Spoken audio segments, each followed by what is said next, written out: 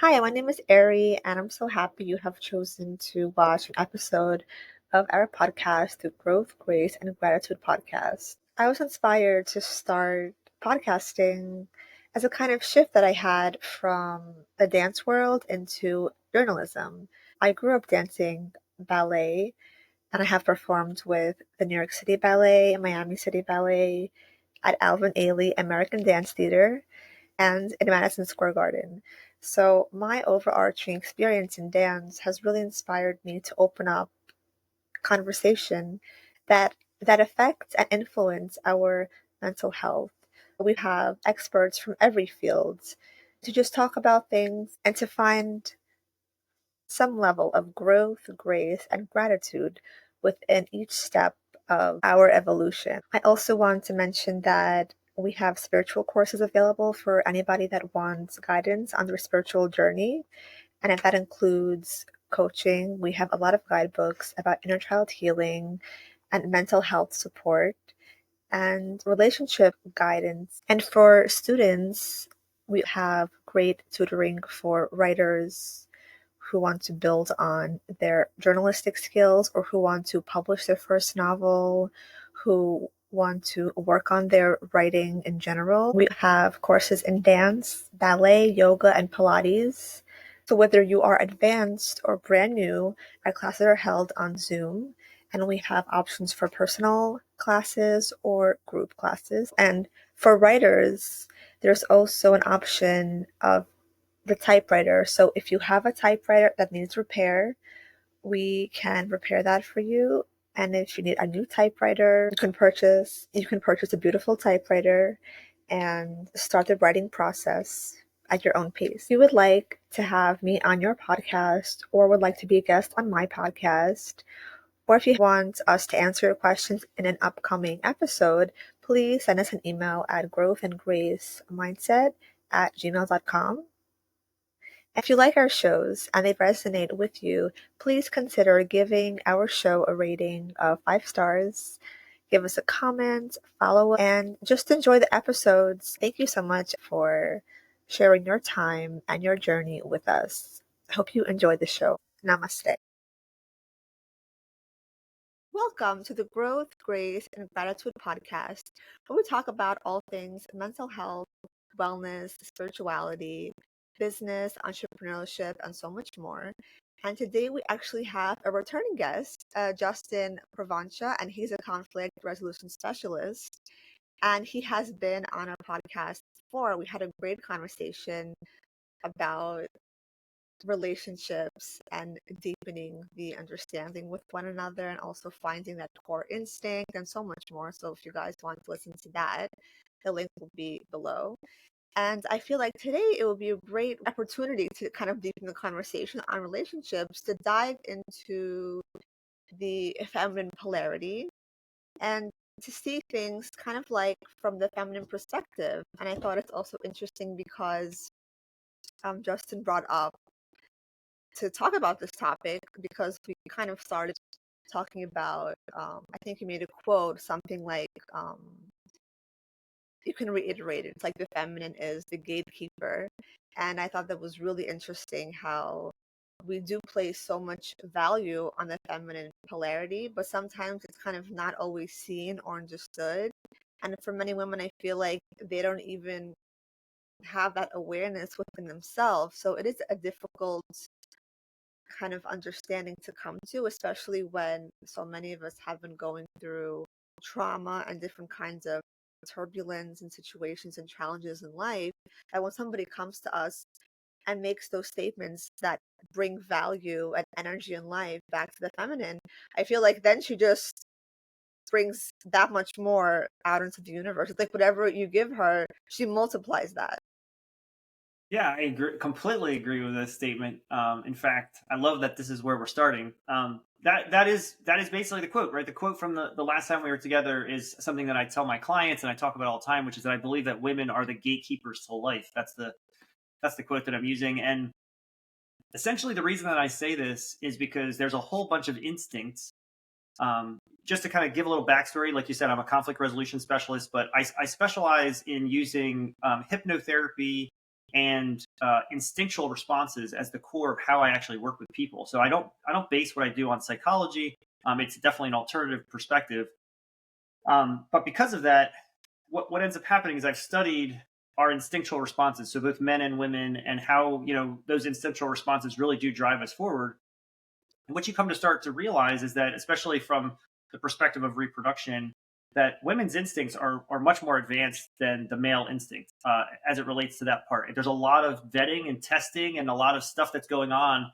And some of those behaviors for sure get wrapped up in the conflicts that people have in their relationships. And so that's why I've really done a lot of work to study that. So the quote is actually referencing the idea that, as we're moving into, a romantic relationship, but it's every relationship. So any relationship that a woman may be moving into, her instincts turn on and she starts trying to figure out, is this person safe? Are they trustworthy? Do they have the basic underpinnings of what's necessary to be able to create a family? And it then just keeps getting deeper and deeper as that relationship grows.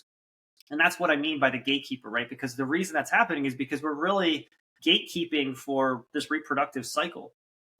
So anyway, long story short, the idea of the empowerment part of this, right? The empowerment part, and that's the part that I really do focus on, is also strengthening the power that's there, right? Because there's an enormous amount of power in realizing what is actually happening, right? Like, if women are in control of who gets to reproduce, if women are in control of not only who gets to reproduce, but within what context, it's a huge responsibility. It's a huge power.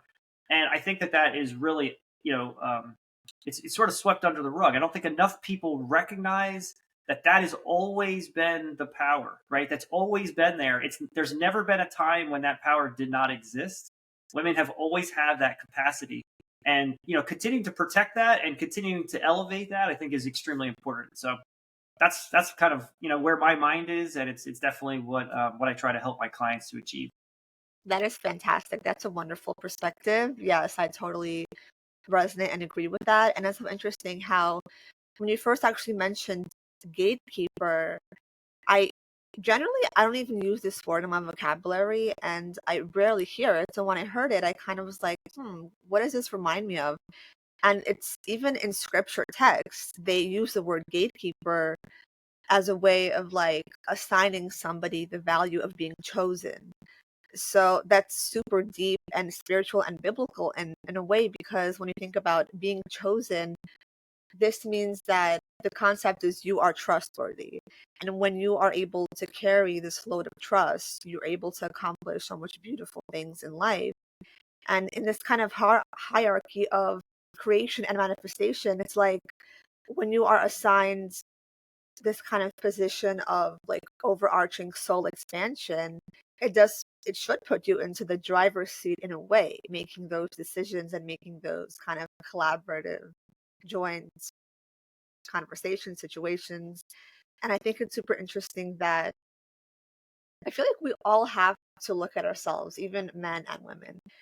What are we chosen in? Like, what is our personal and maybe mutual and collective responsibility? Because through that, I think this grounds us deeper to our purpose and our kind of connection throughout the world and the universe. Because when we're given that opportunity to be consciously aware of what our responsibility is in terms of ourselves, our partners, our work, our community, our volunteer work, like anything we do, even our hobbies, we have the capacity to build more. And I think that awareness is really great. Yeah, I love that you're sharing that part of the perspective too. I completely agree with that. To build on that idea a little bit, and also to keep talking about it through the perspective of being chosen, I love that sentiment, because that is a big part of what's really being said, right? It's the idea that as the gatekeeper, you have a responsibility, and I think that there's not enough being talked about in our popular culture about the fact that there are literal roles within the constructs of male and female, right? There's so much information out there about blurring the lines of male and female, which I think is also healthy in a lot of ways to explore feminine energy and masculine energy in different ways. but it's also not enough being spoken about as it relates to if I'm a man and I have innate characteristics to my body, meaning I have instincts that no matter what I do externally to my body, no matter how I manipulate it or change it, those instincts will still remain. And it's the same thing for females as well. So those instincts are there. The reason that I want to always bring us back to those instinctual qualities is because you cannot mimic those instincts. You can learn sort of like at a conscious level what they are, and you can sort of put on the act of what they are, but you'll never be able to utilize the true instinct of what it is because the deeper self, the unconscious self, which I literally call the body the unconscious self, right? So the body has this huge intelligence of its own that is way longer, stronger, whatever you want to call it, than our conscious awareness.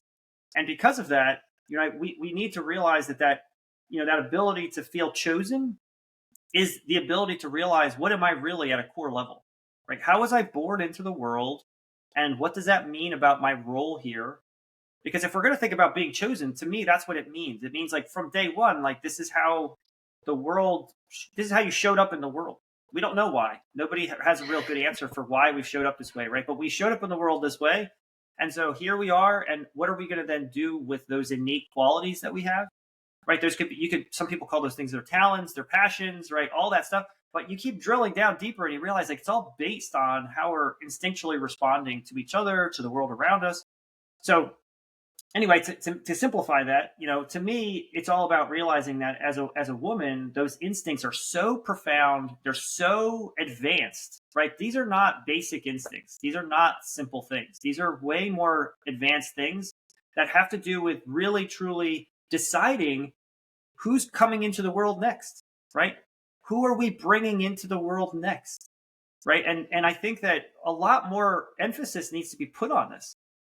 We seem to be like in a society where we just think that like it doesn't matter, like I almost feel like we've been in a few thousand-year cycle where everybody's just like, who cares, let's just reproduce, it's all good, like let's just roll it out, we'll get as many of these people out here and then we'll just let the natural selection process filter through it.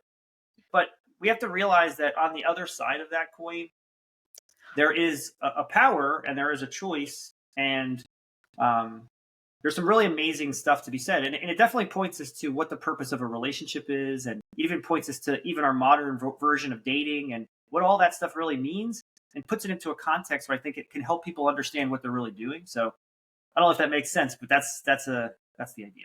Yes, that totally makes sense. Yes, that's a wonderful approach to seeing how unconscious, um, culturally and collectively, perhaps it has been, and now so many people are waking up to the reality that there is a total shift to like creating conscious families, and the idea that building a family is sacred, and there's a component of healing ancestral wounds, and there's like a whole deeper understanding of your own ancestry, and with that does come a lot of kind of trauma recovery and becoming aware of the cellular impact of the shifting and how so much has to kind of alter.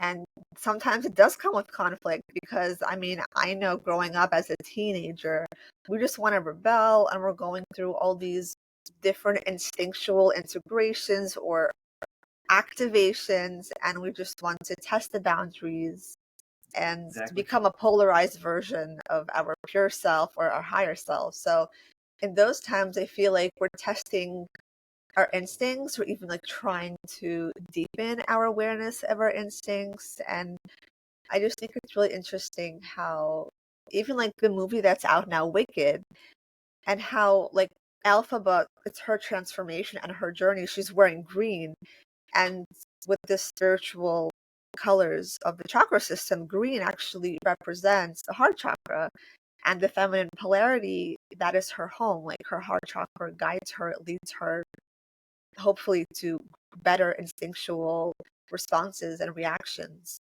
And Alphaba's journey, it's like her transformation from seemingly being wicked because her past, her journey has kind of led her through this perspective and experience. And through that journey, she's able to deepen. She's able to be more vulnerable, and through that, she's able to encounter a whole new world where she can trust herself more and her instincts more and find friendship and find love.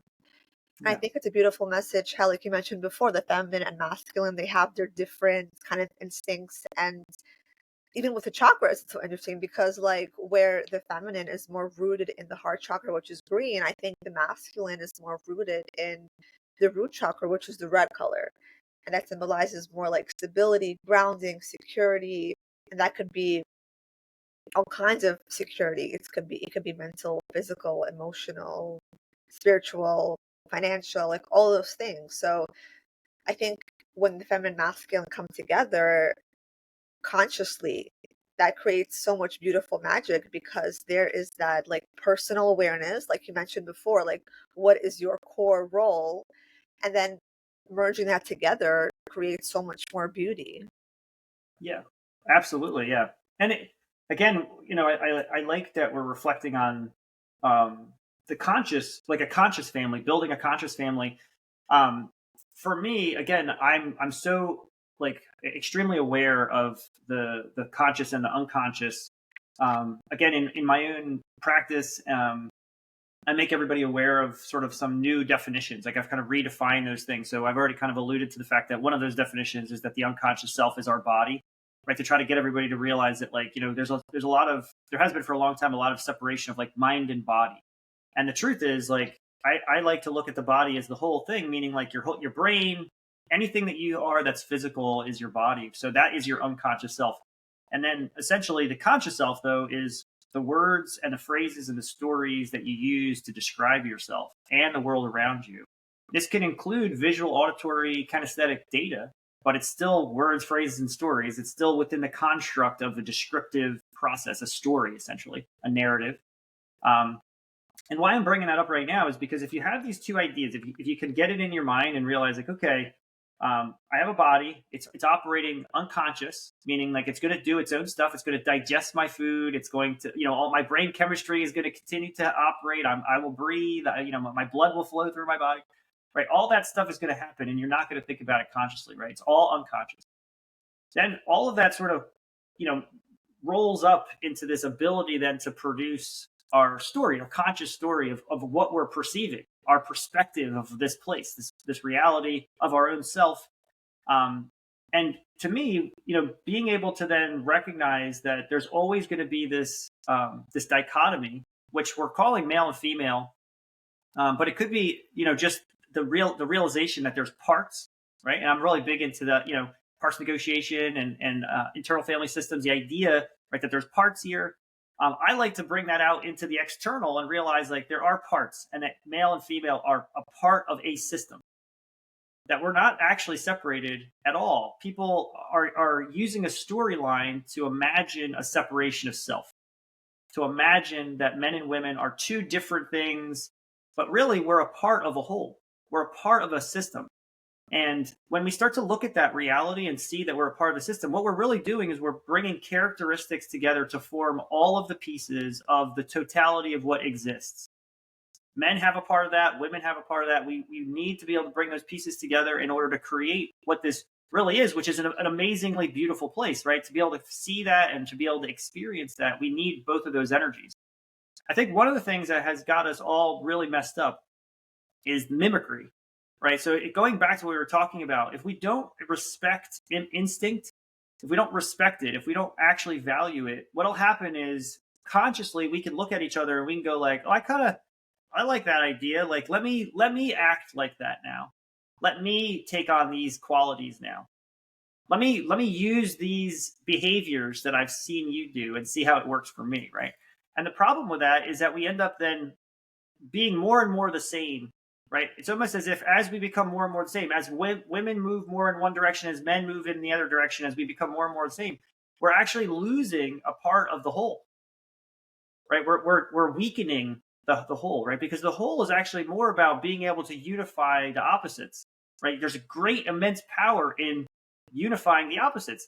If they become the same, there is no power there. In fact, all the power is gone.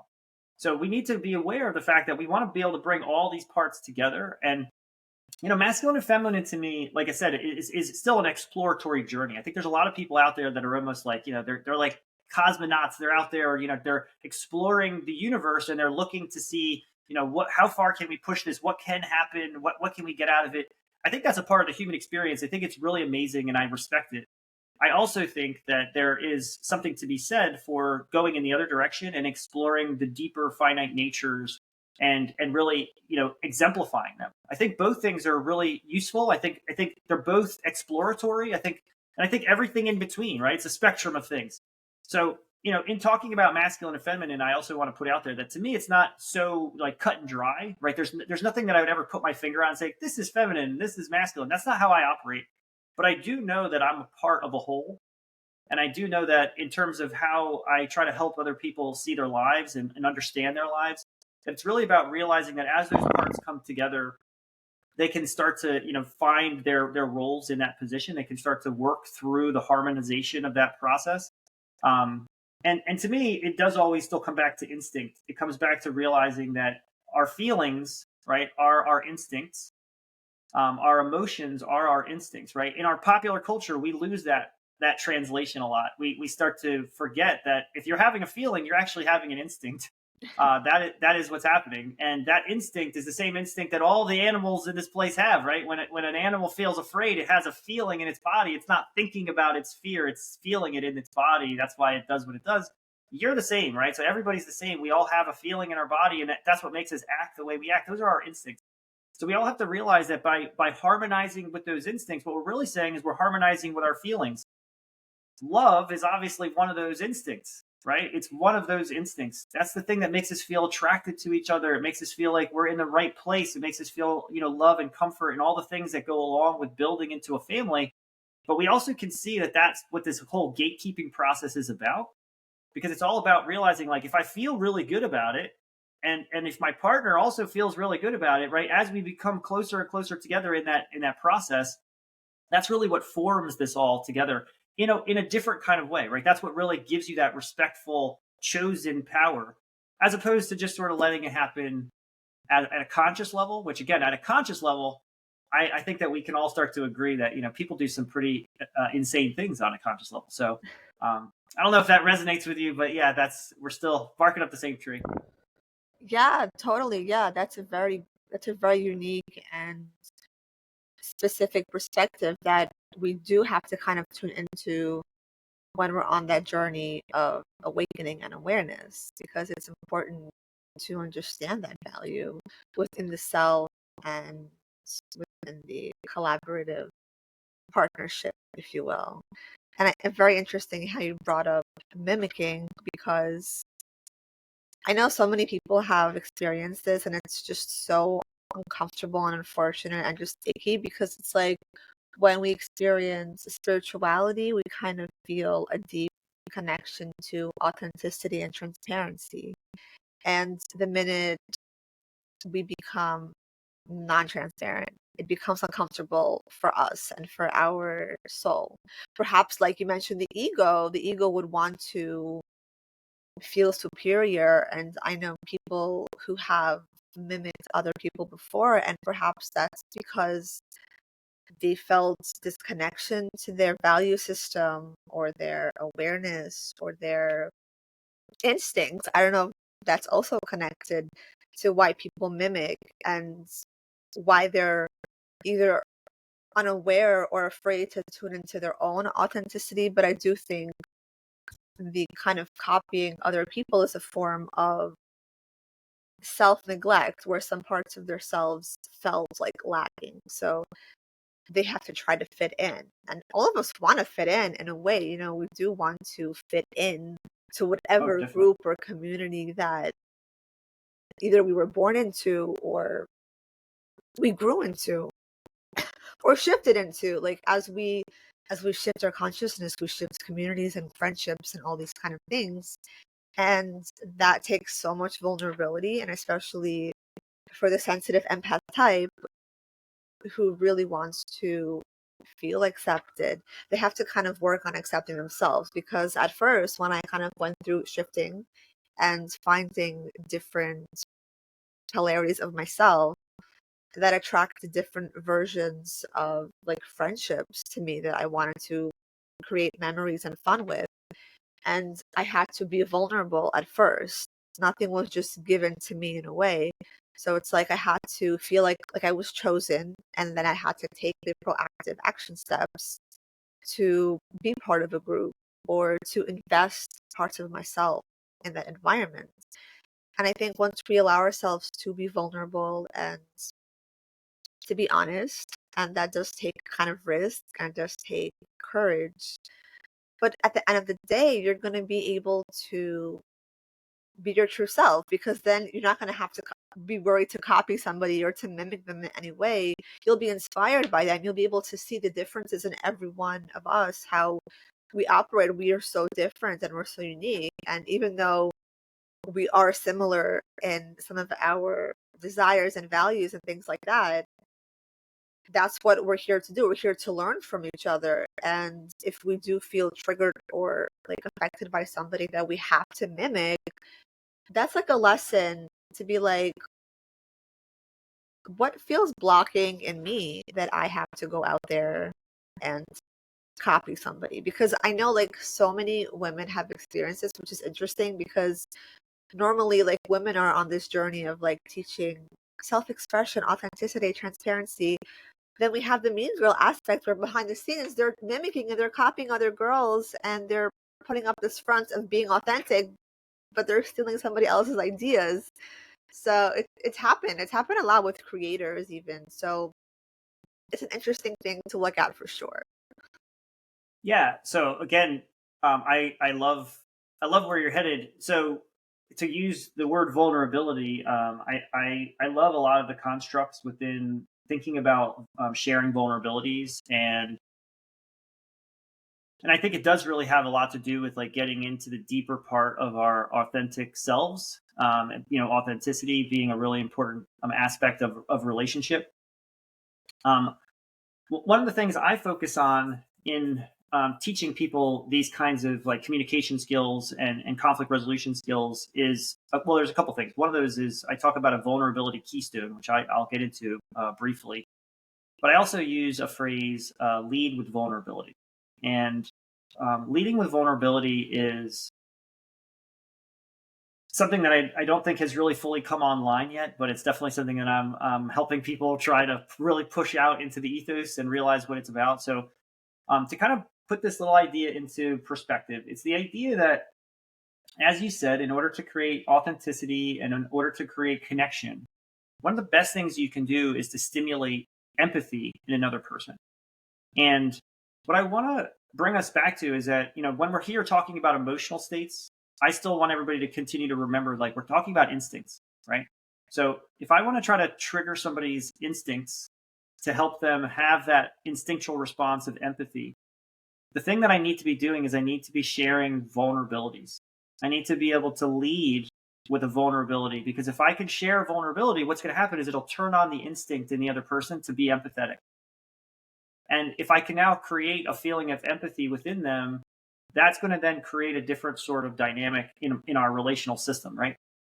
So the way that this presents itself in terms of how we're teaching it is we're trying to remind people that if we're in a state of conflict, whatever that might look like, but let's just say we're getting triggered into an emotional response, that the very first thing that we should do in that process is, instead of trying to mimic behaviors that would make us look strong and confident, which is what a lot of people try and do, we want to do the opposite, and we want to immediately project what's actually occurring. And so what we're going to say is, hey, I just want to let you know, I'm feeling a little overwhelmed right now. It's me, not you, but I just need you to know that I am feeling overwhelmed. And I might need to take a minute to like reflect on this. Now, because we're leading with vulnerability in that construct, we're generating an empathetic response in the other person. So it's much more likely now that the other person is going to say something like, okay, I'm sorry, I didn't realize this was overwhelming to you. Now, of course, there's going to be some people that are also having an emotional response, and so they're going to steamroll right over that. But as long as we stay within that feeling, stay authentic to it, then we can ask some simple clarifying questions. We can say, hey, have you ever felt overwhelmed before? Right? And so we can literally help them, handhold them through the process of generating this empathetic response. Hey, have you ever thought about what it feels like to be overwhelmed? Right? Because now if we can help them get to that place, right, we're taking that next step of still generating empathy. So this is the idea of leading with vulnerability. It's about recognizing that we're not going to passively be vulnerable. We're not going to live in our vulnerability, meaning that we're not going to live in our weakness. I think it's really easy for people to move into a state of weakness where it's like I'm sick, or I'm dysfunctional, or I'm in this place of vulnerability. This is my authentic self. That's one way you can look at it. Okay. The way that I would try to help people look at it is a place of power, and realizing that these vulnerabilities are actually ways to communicate on a deeper unconscious level. So I don't know. What do you think about that? That's really great. But what about the people who, I feel like when I'm very angry or going through some kind of like uproar, I very rarely will be like, to stop myself, to be like, you know what, like I'm going through this right now. I mean, like I usually have like a freak out or nervous breakdown or something like that I don't even have the spatial awareness to know what's happening in the moment it's happening.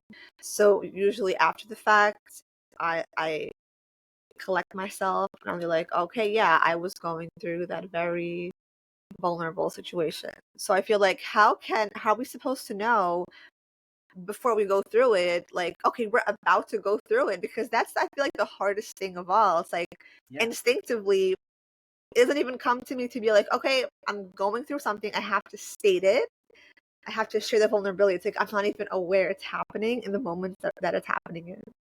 That makes sense. So, 1,000%. And I talking about sharing vulnerabilities. I love that you're sharing this. So, and I'll just mirror this back to you. So, kind of, in my own life, right? I spent a long period of time also being very reactive in a lot of relationships. Like one of the things that I share about my own story is that I've gone through tons and tons of romantic relationships, not because I'm some like player that wanted to be with a lot of women. It was because I literally was just trying my hardest to be a great partner and failing miserably along the way.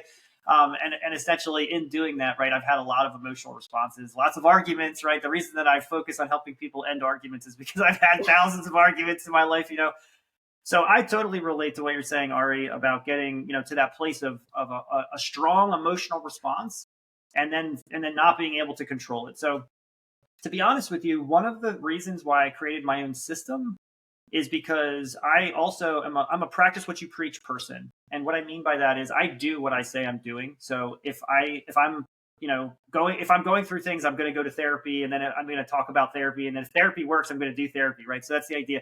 And for me, I have been going to and doing a lot of therapy, and I couldn't get my therapists to give me any tools that really worked to help me essentially cut this off at the pass.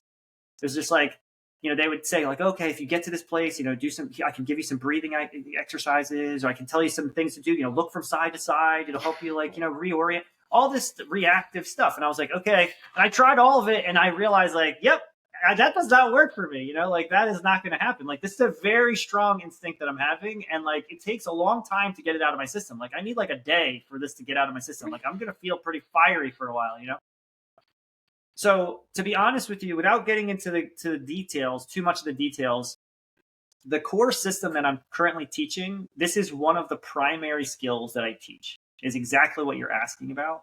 And what it's really about is it's about prevention. So it's not about reaction, it's about prevention. And I'm going to tell you how I've designed something that really works. I mean, I've done this with thousands of people. Everybody that's gone through this realizes like, wow, this is a crazy game changer. Like I never would have thought about doing it like this. And it started by me retooling the construct of a boundary. So I obviously am aware of boundaries. We know boundaries are very popular in popular psychology. Everybody uses the construct of a boundary, okay? And so essentially, I redefined a boundary as what I call a healthy limitation. So I do not use the word boundaries in my program. I tell everybody in my program that we're not going to reference these as boundaries. We're referencing the constructs that we're creating here as a healthy limitation. Now, here's the reason, okay?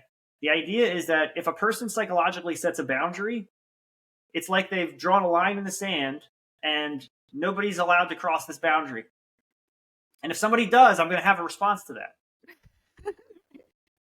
Okay.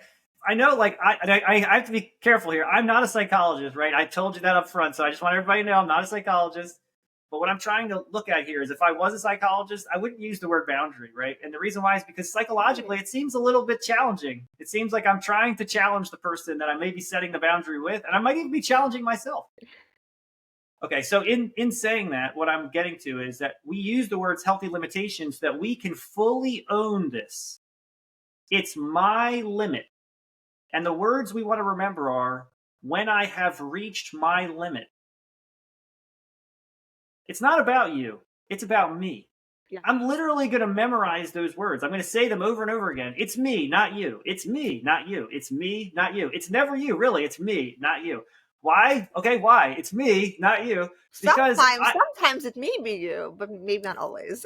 Well, it's always me. Here's why. It's always me. This is the truth. It's always me because it's always my limitation. Right. It's always my limitation. If I'm going to have a response to you, if I'm going to have an angry response to you, it's not about you. It's about me. It's about my limit, right? It's about my limit. So again, I think you can sort of see where I'm going with this, but the way that I reconstructed the construct of a boundary is by teaching somebody that they need to learn how to set a healthy limit for themselves. Yeah. And if you know where your healthy limit is and you respect your healthy limit, you can absolutely cut your own self off at that angry pass, and you will not have those anger issues any longer. Okay? Now, of course, it's more complicated than that, but that is the basis of how it works. And I have a whole system. I have essentially 3 specialized systems that all fit together. That's one of those specialized systems. It's a step-by-step process that you basically walk yourself through. And, once you do it for like, a few weeks, you realize like, wow, this is really easy. And it also makes you get all of the benefits of a person who learns how to set healthy boundaries, but like times 10, right? You get like a lot more benefits from realizing that I own this.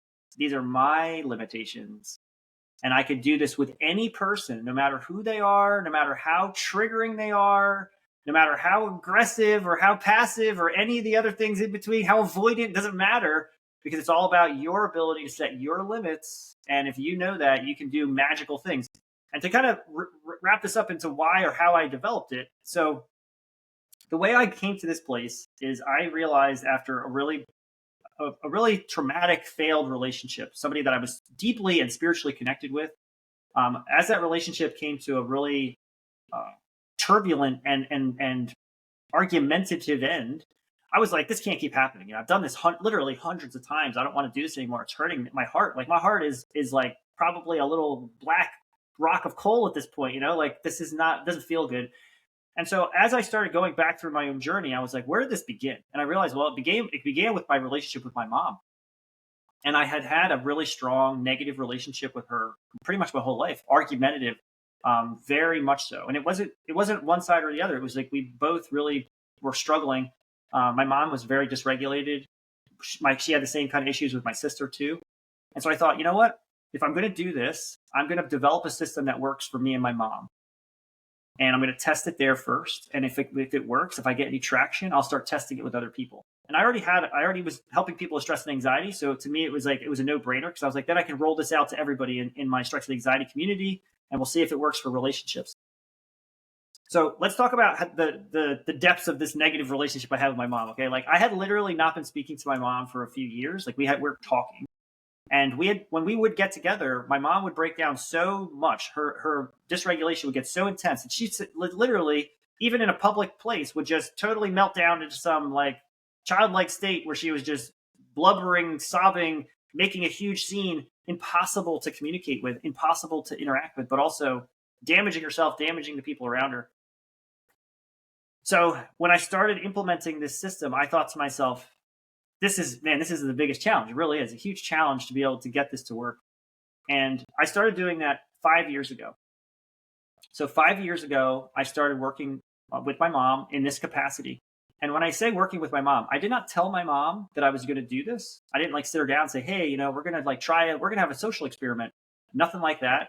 The reason I wanted that to happen is because I wanted to prove to myself that this could be done in a relationship with one person only. So that both people do not need to understand what's happening. Only one person needs to know And it works. And so what I mean by it works is that just after about 4 weeks of me doing what it is that I teach in my program, not only was I like talking to my mom, I was I was having a weekly visit with my mom that she was excited about, and so was I. And we're literally now 5 years out. I have seen my mom every single week. We have had zero arguments. And I now consider my mom my closest companion, my closest friend. So the person who used to be like, I was at odds with literally my whole life, that probably was the source of why I was having such a hard time destroying all my relationships. And now 5 years later, I'm able to call her literally my closest companion. We talk regularly. We see each other every week. It's amazing. And it all comes from this concept, literally, that I'm sharing with you right now. It's obviously more advanced than what I'm sharing, but it's the idea of knowing that if you really truly know your own healthy limits, you can affect the dynamic of a relationship so profoundly that you can make a person that was, completely emotionally dysregulated turn into a person who could be your rock, could be your most secure relationship. And that's what it's really all about. Wow, that is a beautiful story, and thank you for sharing that. That's amazing. And that also kind of ties it back a little bit to like ancestral healing and how there's so much there that covers like the conscious families and kind of reconnecting to each other on that higher vibrational level in a way.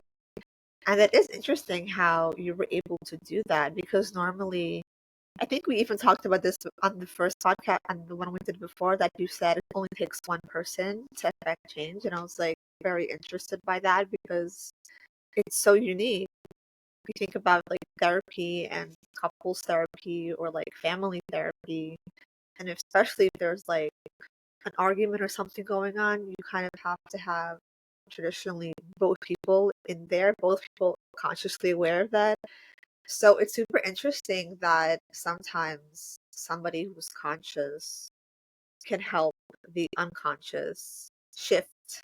And it's like, that's really interesting. And I think there are more and more people now realizing the value of that, the radical, the self-awareness and bringing the consciousness to form into life. It's just really powerful. And like your story, like that testimony is very powerful as well. So I feel like so many people do have this experience and do have these struggles with people in their lives. It would be a really great thing to look into because I mean everybody's struggling with relationships. And when I go through those kind of issues with some of my close friends, sometimes it is very hard for me to, not hard for me, but I feel like when you have like self respect and self value in yourself, you have to see where boundaries have to be placed because sometimes it's like if you have a close bond with somebody and you want to kind of repair the relationship, you also want to feel that somebody is participating in it as well.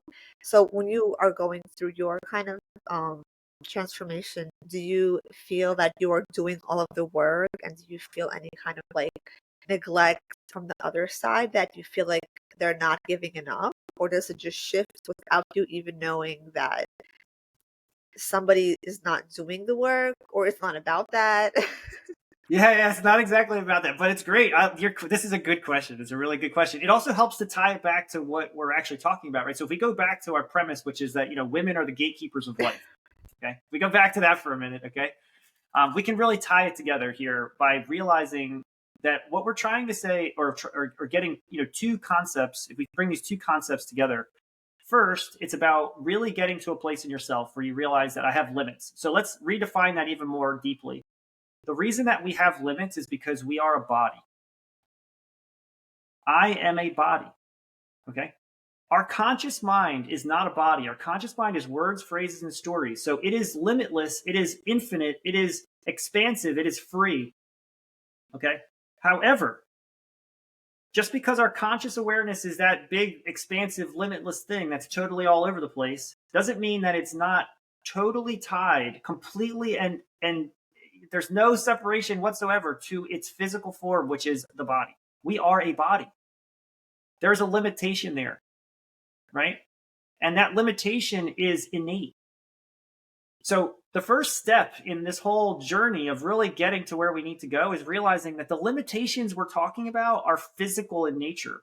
These are not metaphoric limits. These are not ideas. These are instincts, for example, right? Again, when I say instincts, people think, okay, cool, I have instincts. Not realizing but an instinct is like a tangible physical thing that you can't change. You can't change instincts. Instincts are what they are. They are a tangible, it's a physical body. Okay. So why do I care? Because if I can accept my limitations, if I do that work and I accept my limitations, I become a crazy good gatekeeper. And so it changes what you're describing. So when you're describing relationship dynamics now, you start realizing you're in relationships because you choose to be in them. We can't just go around thinking that we can magically create amazing relationships with every person. And we also can't stay in a place in our minds, if we're really good gatekeepers, that we can change other people at all, because wouldn't that be controlling? And it's a bit diabolical to think we're going to go around changing everybody in our relationships, right? That's not the way this should really be working. In fact, in my mind, everybody's completely free to do what they want, and I'm going to navigate and find the ones that resonate with me, and I'm going to bond with those people, right? So that's the people I'm going to bond with. I'm going to create relationships like that. So to me, in a friendly environment, that makes sense. So then we get into the precarious nature of family, okay? So to talk about that, because I can choose my friends, right? That's that. Hopefully we've answered that, right? I can choose my friends. That's what's going on there, okay? So that's my answer to you, if you hear me. At the same time, with family, it's a little bit more complex, okay? And the where it's more complex is that even if I just totally let go of my family, they're still my family. And why? Because what we find is that if you look at the bonds in a family, even if you find one or two or five or 10 or all of them, there's still probably one person in that family unit that you like. Hopefully. And that they're most likely they'll find at least one, right? So because of that, right? And I'm just saying this just because that's what makes this precarious, is that you're gonna find one that you like, and because of that, you're gonna continue to connect to that person, and that person most likely is still connected to those other people, and it makes it so that you can't really fully disconnect. That's the underpinnings. That's the way at least I look at this, right? It's not so much that it's about being blood or any of that stuff. People say all these things about why family is so much more important. It's really because you have people that you're intrinsically connected to there, and you want to keep spending time with them, but they're also married to a person that you don't like, or maybe, or whatever it is.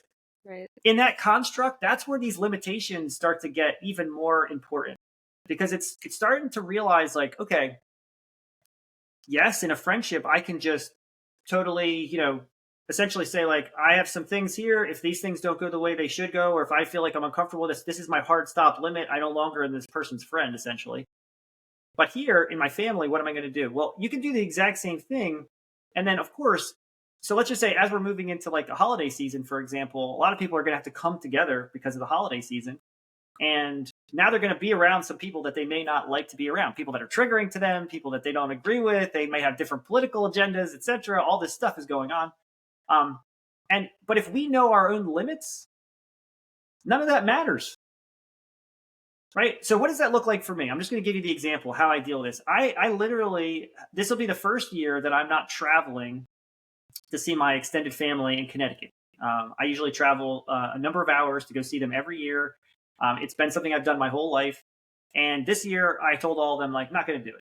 And the reason why is because over the last 3 years, every time my family all comes together, they all argue at some point, or they all get dysregulated at some point, and they have really, profound emotional exchanges that I'm not super interested in participating in. But instead of me having to come out and tell them that, oh, this is what I'm doing, I just set a limit inside myself, which was this doesn't seem to be working for me, and I'm going to create an alternative to that. The alternative that I created to that was I'm still sending gifts. I'm still making time to see each of the people that I really love individually. I'm still creating ways to be able to interact with them. Do I have to get way outside the box in order for that to happen? Yes. But such is life, right? This life is about exploring. It's all about understanding that, what might be out there in the popular culture might not be healthy. And it's okay to explore and find healthy things. So for me, that's what that looks like. I will still go locally to some family events. And when I go to those family events, I'm dealing with it the exact same way that I have been dealing with my mother, which is that I set my limits in advance. Okay, so this is just a trick that if anybody wants to, again, absorb a little bit of what I'm teaching people, it's about knowing going into this, like, I'm only going to stay there for 2 hours. That's it, just 2 hours. That's a lot. Okay, so that's for me, 2 hours. This is juxtaposed to like growing up. It was like, go stay overnight, stay there the whole day. It's like, yeah, 2 hours. Okay, so, and for you, whatever that might look like, maybe it's going for an hour. Maybe it's, I can only deal with being there for 30 minutes. That's fine. Whatever it is for you. Remember, it's your limit. So you set it, Right. and then you're the one that's creating that limit. So essentially, I have this limit. I'll only stay for 2 hours, and there's very specific topics that I won't engage with in conversation. So if a person brings up a certain topic, I know going in that my limit is listening only. Listening only. That's it. If somebody wants me to give me input into that, I just, basically say like, I'm just here to listen. I'm really interested in your perspective. I really don't have an opinion about this. I'm actually here to try to learn a little bit more about your opinion. That's the way I present it. So I've set these basic limitations for myself. As simple as that might sound, as long as you follow those limits, follow the 2 hour rule, know, okay, I have certain things that I know are really triggering to me, actually has nothing to do with them, has everything to do with me. That I'm going to recognize that in myself and then realize, oh, okay, I'm only going to listen to them now. Now, this is the thing that is the most profoundly different thing about what I'm saying. So just hopefully everybody's ears are pricked up and realizing what's actually being said, right? What's being said is, if I'm in an environment that may be totally antagonistic to me. So like, let's just say like, I'm in this political faction and I'm now in a room filled with people that are totally the opposite, right? And they're all talking to me about shit that normally would be extremely triggering to me, okay? Extremely triggering. My job is actually to listen to them. Wow. That's my job. My job is to listen to them, because if I really think about what it means on an instinctual level, I want to be able to help these people co-regulate themselves. I'm here for 2 hours. If I'm going to add something positive to this mix, I want to be able to help with some co-regulation. How am I going to do that? I'm going to listen to you. I'm going to hear you. I'm going to really try to use this as an opportunity to understand your perspective and understand who you are as a person. And as a result of that, when I leave after 2 hours, I'm going to feel good. If I go in the opposite and I start trying to tell people what my opinion is, if I try to reject their opinions, if I try to teach them a lesson, oh, am I going to leave feeling good? No, definitely not. I'm going to feel completely dysregulated. And they probably have left a whole room of dysregulated people in the process. So again, I don't know if that lands for you, but those are the two different ways that I would look at this. So again, friends, it's all about the gatekeeper scenario, right? And if we keep carrying that gatekeeper scenario around, we realize that part of that also is knowing our limits inside and still understanding I can be a human being that is empathetic for other people. I'm leading with my vulnerability. That's what I'm really doing. I'm using my vulnerability as a way to generate empathy in other people. And I might not even have to put vulnerability out there. My vulnerability could just simply be understanding that I have a different perception than you or perspective than you. That is my vulnerability. So I'm just going to sit here and just allow myself to be there in that vulnerability and listen. And as a part of that, I'm going to become very powerful in that situation. So, wow. Yes, that's just like, wow. There's so much value in the polarity of the masculine acting as the brave, neutral, like thing in a situation, which is such a beautiful gift, I feel like, to women and to society, because the awareness you shared is huge. It's like so profound, and the empowerment is so profound, having the ability to navigate all of these things in such a kind of neutral way. It's very like mind blowing in a way, and it's such a gift to experience that and to be a witness to that, because like this is like where new leadership is taking us all. This is how we're able to shift timelines and perspectives and realities from so much chaos, from so much drama. And you're right, it does take that one person to become aware and to take those steps to shift. And while it is so tricky and difficult in the beginning, because you're kind of changing how you relate in your life to other people and how you connect with other people in a way, because you're changing how you relate to yourself, and you're giving yourself so much more value. And it's such a beautiful conversation. I feel like our next conversation we can talk more about like parenting and conscious parenting, because this will tie really great into it. So yeah, it's like, what a beautiful conversation. Thank you, Justin, again so much for coming on the podcast. I had a wonderful conversation, and I feel like our listeners are gonna be super inspired to find this new journey within themselves, and to hopefully amend those conflicts, those seemingly never ending conflicts that so many of us have, I know. and to kind of just like help us all find that greater connection with others through ourselves. It's beautiful. Yeah, thank you for having me on the podcast. I love talking to you. I'll be happy to talk about conscious parenting. I think that's a great topic. So yeah, be happy to come back. Okay.